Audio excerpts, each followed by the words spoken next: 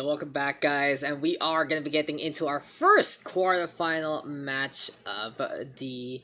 It's still the day. It's still the day. It's still 4:30. It still counts as the sun being up.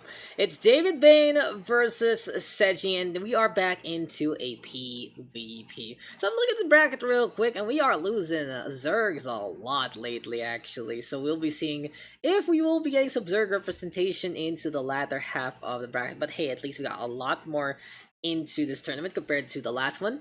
But again, dominance of the Protoss race really showing on up with the Tour de Force, and with shenanigans out of the picture, basically we don't see the amazing 1-1 timing attack. So it just isn't happening right now for the turn as well. But our results for round number 4 are not ready as of yet. Our results from round number 3 are not done as of yet. So we are going to be going into the first one that is going to be available. And this one this time is going to be DavidBane versus Seji. We do have our maps ready to go. And they are going to be Eternal Empire, Simulacrum, as well as Everdream. In the meantime, guys, you guys have any trivia about yourselves real quick, just to ask if there's anything going on with these two players? But looking at their MMR as well, they are really the cream of the crop here in the Gold to Diamond. They are both Diamond players right now, and one of them, DavidBane is Diamond 1, if I remember correctly. He has reached to Masters. In the meantime, Seji's around Diamond 3 and stayed on the Diamond side as well. So it really goes to show, when the going gets tough and the latter half of the tournament comes, well, these are where the diamonds shine. Whether you're a diamond stuck in diamond, you're a diamond trying to climb from diamond, or you're a diamond that fell from your grace periods of Masters and GM and really just trying to come on back in the first place. It doesn't matter what kind of diamond you are. Apparently, you are a diamond in the rough looking to become the next best thing. And this is what the quarantine tournament is all about. But in the meantime, guys, I'm just quickly chatting with all of these guys, giving them a little bit of a rundown what's going on. It seems like they're very, very excited to actually check out how these things are gonna go. If I remember correctly, here from these two players, I think this is their first time into the quarantine tournament. I may be wrong about that, but I'm not too sure if I've seen these names before. Maybe Seji. I think I've seen Seji's name before in something. I can't remember though. I cannot remember. But hey, we got a little bit of information about as well, as we are gonna be getting into Eternal Empire. So PvP again. It is going to be all about the cheese, that's for sure. It is going to be all about the proxy, as not only as a strategy, but a deterrent. It doesn't matter if your opponent does it or not in a PvP. What matters is you have to be ready for it all the freaking time. If you're not ready for it, you will die if it happens. If you don't, then, well, you won't die, but you're gonna be regretting a little bit. You're like, oh, I could have gotten cheesed. I could have gotten proxy. I could have gotten destroyed somehow. And the PvP is one of the messiest matchups of all, but it is a little fun actually, just to see what kind of rodeo it is in the first place. But hey, game number 1 gonna be on Eternal Empire, and we are gonna be getting into the action of that one. It seems like both our Protoss players are ready to go, and this is the Aeons of Strife right here, right now. The two tribes gonna be warring, and let's get into the matchup.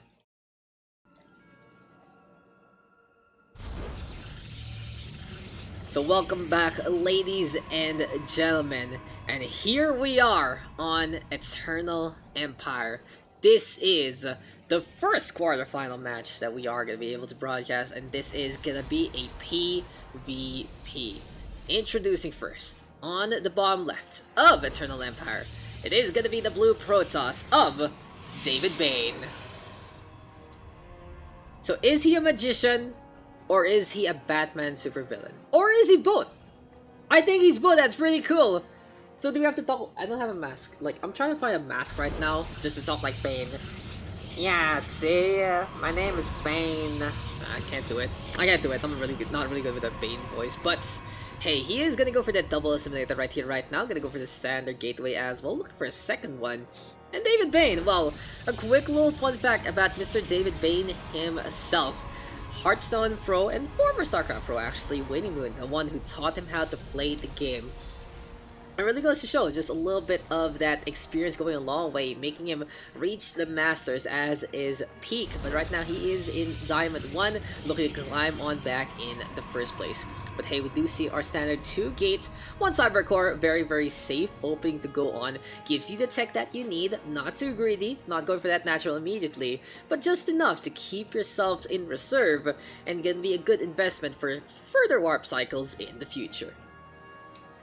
In the meantime, though, on the top right, his opponents gonna be on the green Protoss instead. It is gonna be the tribe of Seji.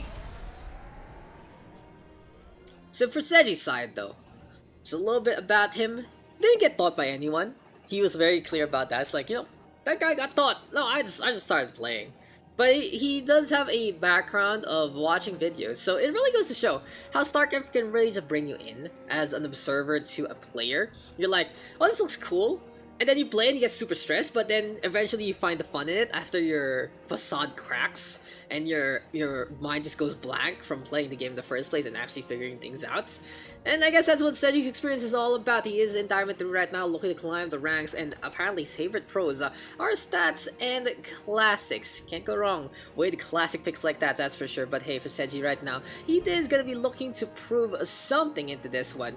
We're gonna be having the 2 gateway, 1 cybercore yet again. Gonna go for the second base first, but in the meantime, there you go, proxy robo right here, right now for DavidBane. Gonna be a magician pulling a rabbit out of a hat and turning it into an immortal instead. But in this instance, ladies and gentlemen, if I remember correctly, oh there you go, it's from the Chatterino, Mr. Giahen, hitting me up with the info that I did cast Seji to replay last year. So yeah, that's why this is a familiar name to me. So I've seen Seji play before, actually, and he wasn't too bad at all. It wasn't too bad. He's right now, I feel like he's in his proper bracket, and I feel like he can really climb just a little more to make it to the edge of Masters and beyond. But we'll see right now. It's gonna be a tough task against DavidBane, and it is DavidBane right now looking to keep on with the pressure that is about to come. The Immortal gonna be the core of this attack. Stalkers right here, right now, looking to be flanking on the sides as well. And what does Seji have in this instance? He has 1 Stalker and 1 Sentry. He went for the Nexus first, and he will get punished by it immediately. He's not going to be able to use that shield battery whatsoever, because that is just going to be the blow-up option immediately. Phase Disruptor is completely on point. And this is what happens in the PvP sometimes, when you are caught napping, when you are caught just getting seen, going for an early expansion. It is just going to be aggression overall all the way. And now with the Immortal in behind, see how quickly these Stalkers die. Probe right now going to be trying to go for the tank, but Seji is in such a dire situation. This second base was an investment, and apparently it is gonna go bust into this one. And here comes more and more of these Stalkers. Sentry gonna be there as well. For Seji right now, he can stall with the force field, but it is just gonna be full map control right here, right now for DavidBane. And Seji even gonna get supply block. This is looking really bad right now for our green Protoss. And he keeps things up though. Guard the shield right now to try and mitigate some damage. But it's not gonna matter against the Phase Disruptors of the Immortal. That is way too much. GG is called. And that is what happens in the PvP when you expand first without scouting your opponent. You will get proxied, you will die, and you will fall in 5 minutes.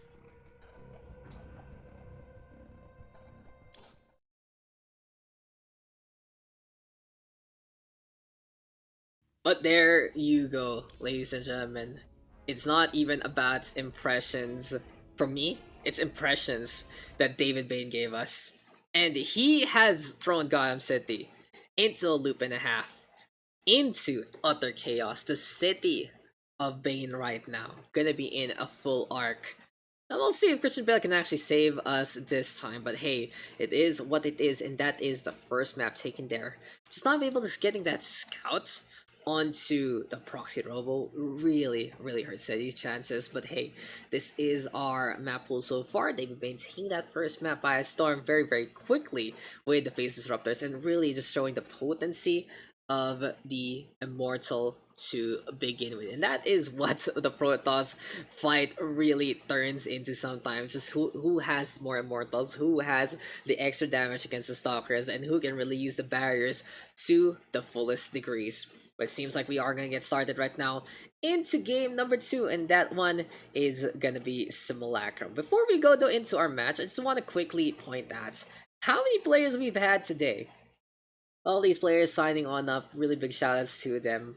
And we hope that you guys are learning the system, learning how to join these tournaments, especially on the lower side of the bracket, the lower side of the players. Because when if you learn how to play the local scene, it'll be a lot easier for you to join regional tournaments and the like. And I'd love to see the PH scene grow from there. But hey, enough about that. It's time to get into the action. It's time to get back into the battlefield.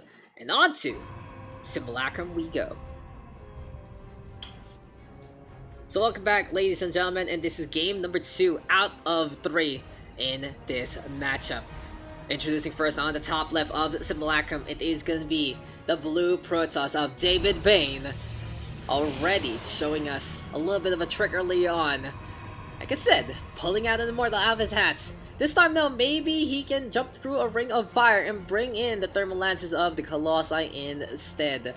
It goes to show though, training with the best of the best, especially from before, going a long way to assimilate this right here, right now. And honestly, in a PvP, it's very safe to go into this one. 2 assimilator, 1 gateway, you get another gateway, you get another cyber core, and you are good to go to build anything else into the forefront. Other players don't really like to commit onto a full cheese.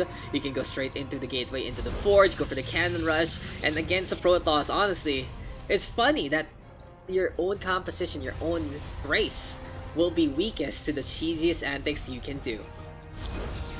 But hey, right here, right now, DavidBane, they'll be scouting things out, seeing that we are gonna be looking to check things out into the forefronts and bring that probe on back. But in the meantime, his opponents on the bottom rights of this map, playing standard as well, looking to bear, looking to figure things out, looking to play a little more scouting. He does have that Phoenix, that Admiral actually, his portrait. It is the green Protoss of Seji. But hey, this is what PvP is all about. And even though it's just 2 minutes in, you can really feel sometimes it is the crescendo coming our way. Both sides are set on up, and Stalkers can be into play. Now, I've seen a few people debate Adepts versus Stalkers. I've seen this in multiple podcasts, like I said on the Pylon Show, I've seen it in a lot of discussions. And for me, I don't think those are really the best answer. Stalkers are just so flexible units in the first place, as what is this? I see Seji! What are you saying to me right now? Proxy Stargate, apparently potentially Oracles. But yeah, the Stalker is just an all-around unit. Very good against any kind of threat. Basically, when you have that Blink Stalker as well, which is so good to micro. But having the air and ground as potential targets doesn't really get kited. Usually does the kiting itself. And using the Stalker is just such a good way. In the meantime, the Adept, it is very good at killing the workers. It's very pesky with the Shades as well. But at the same time, if you're really going to be on the defensive end, it feels like the Stalkers are a better situation right here, right now. Now, a little bit of a mistake there from Seji. He walls himself out and in. And the Adepts are on the other side. Bruh. Right now, you are not doing this right, Mr. Seji. He's gonna go for a potential surround, but that Street Pro's already going down, make that 4 highly unfortunate here for Seji. Making such a huge mistake there in that scenario. And onto the middle of the field they go yet again. One of them gonna be getting on out. And I feel like for Seji there, he was trying to do that a little earlier, but the ghosts have already gone on over to the other side. The shades of the past, going into the future, going into the present, and onto the main base it went. But anyway, Warp Gate researchers are pretty much in time, in tune for these two players. But the Oracle gonna be into the fray already, and with 50 energy to boot, we'll see if he's gonna get any real value. Here comes the Zaps already. Stargate will get scouted at as well. Good pull right here, right now, as Seji giving in with the chase, really trying to get the catch on out, but Stalkers are in position. Can Seji get one more? Not gonna happen. Actually gonna get to one in transition, sees the ones on a simulator as well. But hey, for DavidBane, he was in position with those Stalkers, fending that Oracle on off. And in the meantime, it's DavidBane doing the same, with his own Oracles, getting 4 kills as well. So 10-6 right now, DavidBane with the advantage after that Adept timing to begin with. In the meantime though, still the proxy targets on the right hand side. And is this a new Oracle? Yes it is apparently. So 2 Oracles right here right now for Seji. Flying on around, really being as pesky as can be, especially onto a potential natural. Now does DavidBane know that the proxy is there? Seems like it isn't going to be the case. Even more Stalkers being warped on in. Nexus right now coming online. But DavidBane will be able to take that lead. Seji looking for a way to get the punish on, but it's just not happening because DavidBane was able to get the first attack on first. He was able to get a few probes extra thanks to the mistakes there from Seji. And honestly, for DavidBane right now, he's looking pretty much in command of this game. But albeit barely. It is a small margin, a small distance. DavidBane right now, flying on around again. Still though, trying to get that natural on over.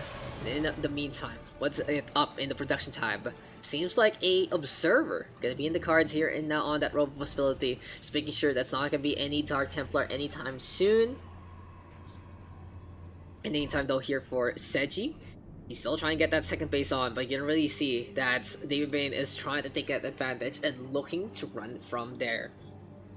Really goes to show though, just that decision making and just how being pesky as can be with the adepts really hampers whatever your opponent wants to do. The pylon wall out, not hurting whatsoever as well. There forms DavidBane, but hurting Seji instead. And now the Oracle's going for the zap, getting kills here, there, and everywhere. The Stalker, as well as the Sentry, trying to fend it off. But apparently the Oracle is going to be surviving to live to fight another day. Here comes more of these Oracles right here, right now. Revelation going to get called out just to see where that was coming. Counter Revelation. Both sides just wanting to see where each other is going to be going in the first place. Anyway though, seems like we have gotten a little bit of a lull. And now this is the interesting part of a PvP. Now usually when a proxy happens, when antics happen, and they go for the killing blow, it turns into a sub 10 minute game. But by this instance, the Oracles here from Seji, even though it was proxied, hasn't really panned out as well as it could. The Stalker's in position here for DavidBane right now, and are we actually going to get a late game Protoss fight?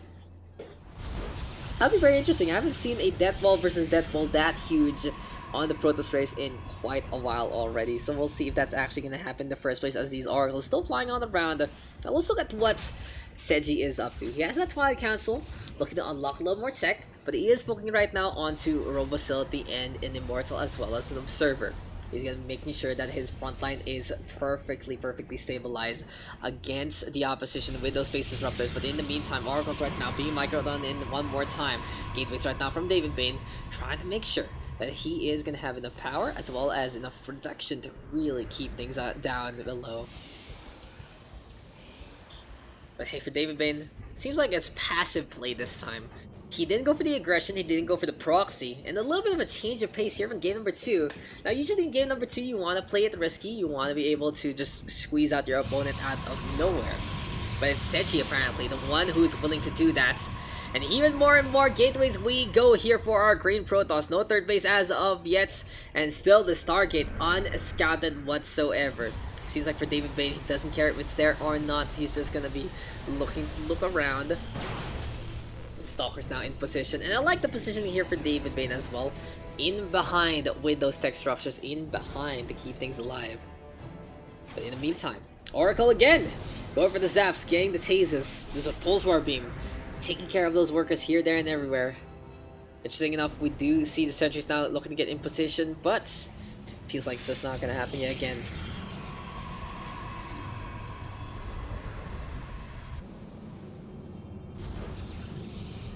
Anyway though, here comes DavidBane right now. Seems like he's gonna be sending things out with some Archons with the Immortal. And overall, it's a pretty well balanced composition here for DavidBane. Not the biggest army count though, not the biggest lead in the first place, but Seji's a little too busy right now. Sending those Oracles around the map just for fun, just to get the scouting information that they need. Anyway, though, seems like a clash is going to be in order very soon, as DavidBane is going to be setting on up onto the middle part of the map. Always so good to see this as a staging ground. Always good to see it turn into a fight area as well. But in this instance, the March of the Blues are going to be coming on over to the right-hand side. Here comes Seji though, trying to intercept. DavidBane will disengage. Doesn't want to be fighting against all those stars onto the high ground. The whiz chance is going to be pretty big in the first place. But hey, seems like DavidBane might want to force things out. Sends in one of those charge lots, exposing the upgrade already. In the meantime, transition yet again. DavidBane able to finally infiltrate onto the high ground. As a few more probes going on, dying. Archons right now out in front. Charge lot getting the value that they need. Start stepped up from the sentries, the Immortals, as well as the Stalkers trying to stay alive. But this is a very strong composition. GG is called. And as quick as that fight could have been, it is DavidBane taking the match 2-0.